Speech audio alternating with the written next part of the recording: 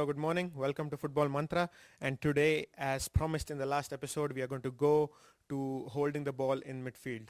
Last episode, we talked about going into from transitioning from back to the midfield, playing out from the back. And today, we are going to talk how to hold the ball in midfield, create some spaces, and find those last balls. So let's jump right into it. Last time I defined as going into transitioning for midfield is when you have a number 6 who has the ability to turn and find some passes. When you have good possession of the ball and the opposition have dropped back into their defensive formation, our job is to make the field as broad and as high as possible. So our job is to keep our striker, one of the strikers, as high as possible with one of the center backs or even in between two center backs. Our high fullbacks are pressing against opposition fullbacks and pushing them as far behind as possible. And we have one of our center backs joining the midfield.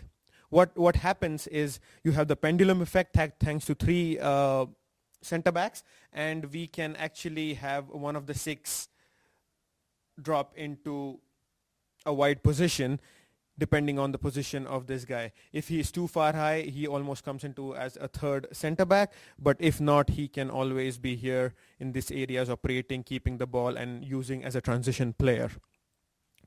Once we have this possession and one of our center backs has joined in, we can use these players to have the natural geometry, to have the triangles, freedom for number 2 10s to move into spaces. And at the same time, we can use these players to transition the ball quickly from one side to the other. The key aspect in this is these players to occupy their respective players and drag them wide and drop them back. Because when you have this much space available, our 2 creative number 10s, one of the 6s or both of the 6s and one center back has space to play.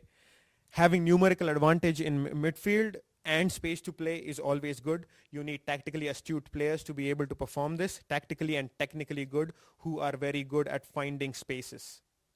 They don't have to be big, strong ball winners, but they have to be very good in finding spaces. And that's pretty much it. Once you're able to master this, you can always try and find a pass through. We'll talk about this in the next episode. And this is Football Mantra signing off. And have a good day.